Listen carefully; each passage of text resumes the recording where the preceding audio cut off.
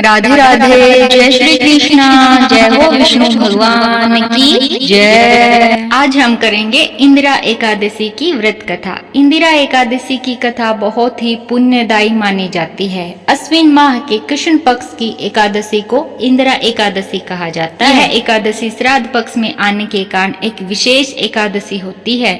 इस एकादशी के व्रत को करने से पितरों को शांति मिलती है, तृप्ति मिलती है और मुक्ति प्राप्त होती है और व्रत करने वाले को भगवान विष्णु का आशीर्वाद प्राप्त होता है। जो भगत इस एकादशी का व्रत कर न पाए तो इसकी कथा सुनने मात्र से भी उसके जीवन के कष्टों का नाश होता है, भगवान की कृपा होती है और पितृदोष खत्म हो जाता है। इस एकादशी को पितृमोक्ष एकादशी भी कहते हैं, श्राद्ध एकादशी भी कहते हैं, पितृतर्पण एकादशी भी कहते हैं और अश्विन कृष्ण एकादशी भी कहते हैं। और इस एकादशी के व्रत को इंदिरा व्रत भी कहा जाता है। कथा है, पुराणों में कहा गया है, सतयुग में एक महिष्मती नामक नगरी में एक इंद्रसेन नाम का प्रतापी राजा राज्य करता था। वह राजा धर्मात्मा, पराक्रमी और विष्णु भगत था। उसके राज्य में प्रजा बहुत सुखी थी। एक दिन जब राजा अपने सिंहासन पर बैठा था तो देवर्षि नारद वहां पर आ पहुंचे। राजा ने आदर पूर्वक उनका स्वागत किया और आशीर्वाद लिया। नारद जी ने कहा, हे राजन, तुम्हारे पिताजी स्वर्ग लोक से गिरकर यमलोक में कष्ट भोग रहे हैं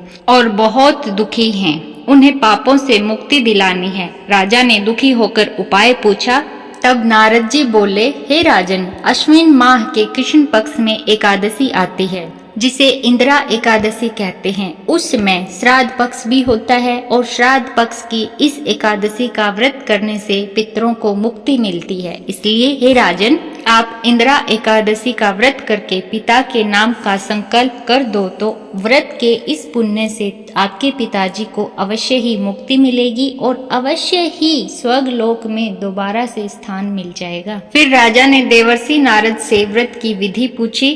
फिर देवर्षि नारद ने बताया, हे राजन, दशमी के दिन पितृ श्राद्ध करके ब्राह्मणों की आत्मा को प्रसन्न करें, गाय को माता समझकर उनका पूजन करें और गाय को चारा डालें, मिथ्या भाषण ना करें, रात्रि को भूमि पर शयन करें, प्रातःकाल श्रद्धा सहित भक्ति से एकादशी का व्रत करें, ब्राह्मणों को यथाशक्ति दक्षिणा देकर फलाहार का भोग लगाएं, गौ माता को भी मधुर फलों से प्रसन्न करें, रात्रि को जागरण कर विष्णु भगवान का पूजन करें। ऐसी दीक्षा देकर नारद जी अंतर्ध्यान हो गए।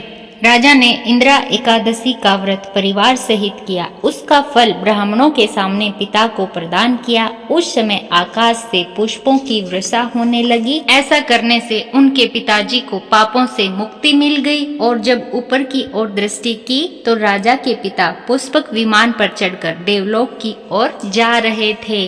उन्हें दोबारा से स्वर्ग लोक मिल गया।